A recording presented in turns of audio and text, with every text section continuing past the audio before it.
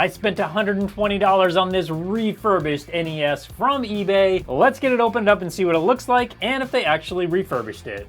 This video is sponsored by BW100, more on them in a minute. So this is the NES I bought from Greenlight Vintage on eBay. I paid $120 for it. It comes with a controller and a TV cable. The interesting thing about this seller is, number one, he has 100% positive feedback, which is very difficult to do on eBay, so that's pretty impressive. He also says that every mainboard is cleaned with an ultrasonic cleaner. All the capacitors and power regulators are tested and confirmed working or replaced. The AV power jack are removed, cleaned, and resoldered. All of the onboard chips are inspected for points of failure. He also says that they cleaned the shell of each and every console by hand. We'll be the judge of that. Let's get it opened up and see what it looks like. So far, I've reviewed refurbished NES game consoles from DK Oldies and Lukey Games. I wasn't completely happy with the condition of the DK Oldies NES. The Lukey Games NES was a lot better, but if this eBay seller does all the things that he says he does, this NES should be in much better condition. So one of the things that I noticed when this came is I'm not convinced it's packaged very well. I don't know about that. The reason that I found and bought from this seller is because they left a comment on one of my other refurbished NES videos. So I decided to check them out on eBay, and it looks pretty good what they're doing, but I have to see this console and see if it's actually what they say it is. So it looks like this one has been tested and working on 3.2. That's not too long after I bought it, so that's a good thing. The first thing I'm gonna do after I get this out is plug it in and see if it does actually work. Everything looks decent. It does. I don't like that this stuff is just around in here. They didn't put any packaging in the actual box of the NES. Comes with the power cable, the TV cables, and one controller. And then we have the unit itself. And I mean, this doesn't look amazing, that's for sure. It's got a lot of scratches on it. What else? I mean, I don't see anything broken. That's good. Oh, never mind. We got something broken. We got a little broken edge right there. I can say that it does look mostly cleaned, although, well, let me see if this comes off right here.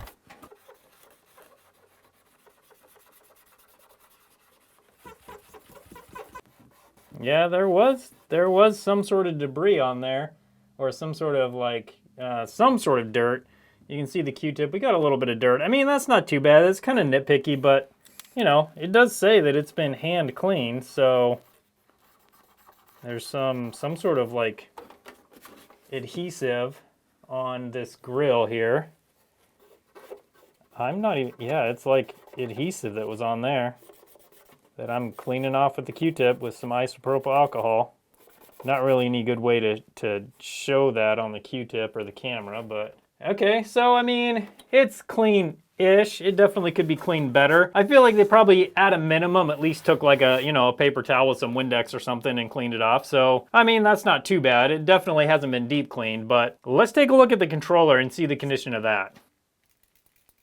And another controller with something rattling around on the inside. Let's take a look at the outside real quick. All right, we got quite a few scratches. There's some black marks over here. Let's see if the black marks come off.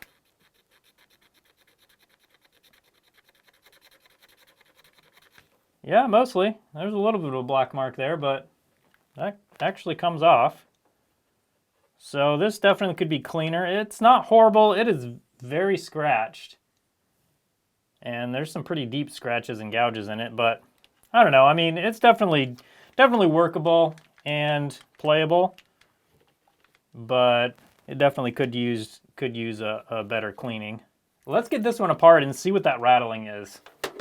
So I was going to take this apart. I noticed some gunk on this cable. It could be just paint. I'm not totally sure. I mean, my Q-tip is definitely getting brown. Yeah, that comes off. I mean, you can see there's a lot of gunk on that cable. So not my favorite thing, not the end of the world.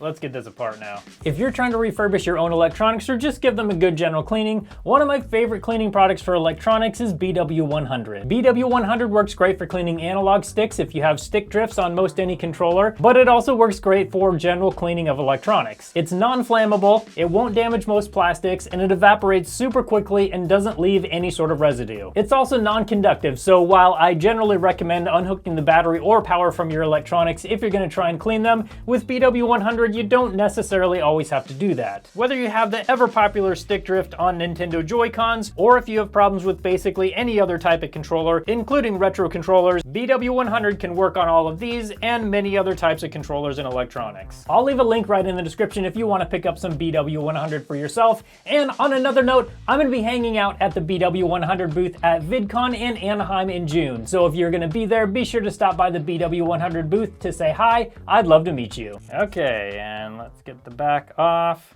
Nothing in there that's rattling around. Let's see if we can figure out what it was.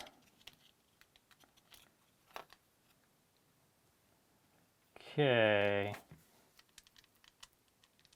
I don't know what was rattling around in here. Oh, there we go. A piece of wire. Where did that come from? I have no idea where that would have came from. Let's have a look under the button pads. A little grimy. That definitely could be cleaned better. Those ones aren't too bad. And let's look at these ones. Similar. Not too bad. They're definitely, you know, they could be cleaner, but they're not that bad. This one I am going to clean before I put it back together though, just because I already have it apart, so why not? The other ones actually don't look too bad. That yellow actually looks like some kind of stain on here, so it's not coming off with IPA. Okay, now I'm going to get this back together, and then we can actually start up the NES and see if it's going to work. Got it all plugged into the TV, plugged into power. The best game ever made, Super Mario 3, that is nice and clean. I cleaned this on camera in another one of my videos, and we've got a business card stuffed in there. Okay, think it's gonna work? I really hope it does. With the condition of this one, at least if the seller did what they said they did, this should start right up. That game has been 100% clean and there's nothing wrong at all with the game, so hopefully it'll start right up. It did not. Oh, red blinking light. Okay, let's try it again. Not looking good so far. Nothing. We'll take the game out and reinstall it just because sometimes these games and 72 pins are kind of finicky. Let's try it again. Definitely not working. Oh, there we go. Okay, we did get it working. I feel like I have to just put the game in just right for it to work. Let's see if it'll work now. Okay, it's working again. Back to blinking red. If I put the game all the way in, then it doesn't work. If I put it in just part way, it doesn't work either. There we go. So if I put the game just barely enough in for it to push down, then we get it to come up on the screen. Let's take a look at the inside and see if we can figure out why. Now it is missing one of the feet. It's not a big deal, but I mean, if you're gonna call it refurbished, I feel like it should have all the pieces, you know? Okay. Everything's loose. Let's take the top cover off. Actually, let's have a look at the inside of the top cover. And this actually looks really clean. So I think this definitely was cleaned on the top anyway. That's nice and clean on the inside. It looks like all the screws are here. We do have this top cover, which is nice. The one from DK Oldies didn't even have the top cover and was missing some screws, so it's nice to at least have all the parts. The inside so far looks mostly clean. We'll see once we get these covers off here. Okay, and top cover comes off. Okay, the 72 pin is definitely dirty. Let's take a Q-tip and some IPA. Clean this gunk off and see if we can see what it is. It's kind of strange. Yeah, it's a little brown, not too bad though.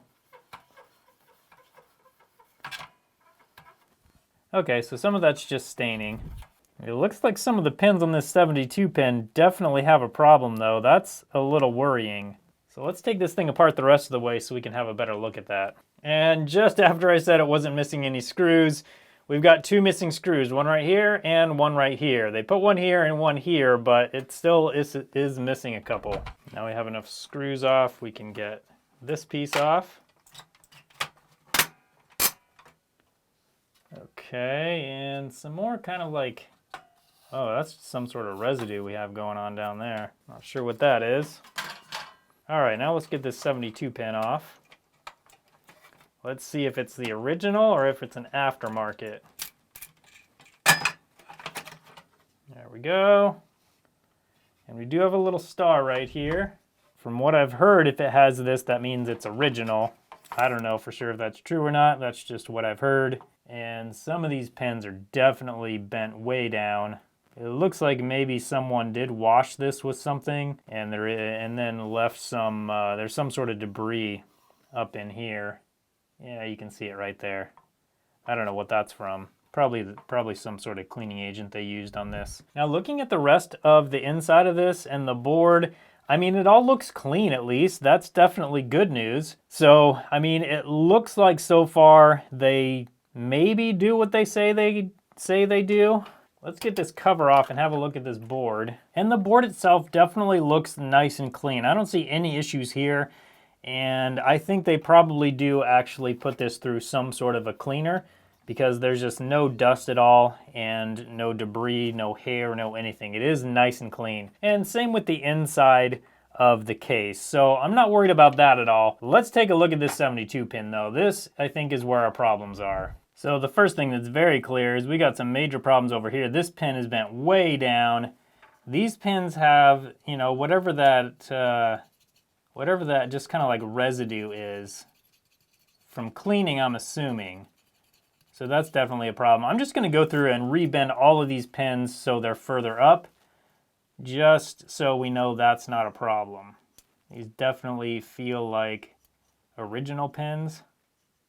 They're nice and stiff. The aftermarket ones just are not that stiff.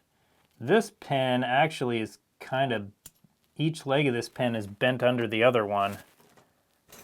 So let's see if we can fix that. That is definitely a problem. I don't think it's like a major problem, but we want each of these legs to stand on their own.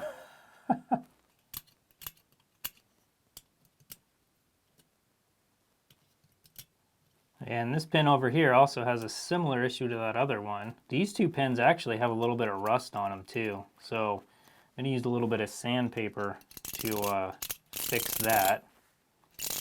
That's looking much better. Okay, now I just need to use a little bit of sandpaper to clean off these pins and get this residue and the rust off of it. I think this thing's going to be in pretty good shape after that. And this is a 1000 grit sandpaper. Very, very fine grit. I just need enough to get the residue off, but I don't want to actually take off any more of the plating than is absolutely necessary. I want to mostly just clean off the residue.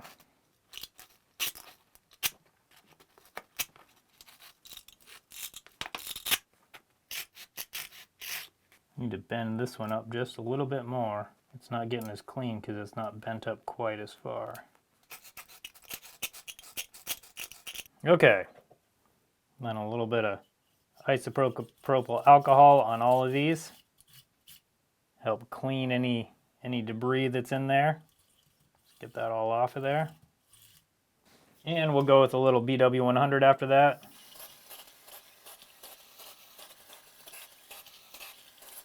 Since the BW100 is in the spray can, I can spray it all in there. And that'll go a little bit further in there than I can get with anything else.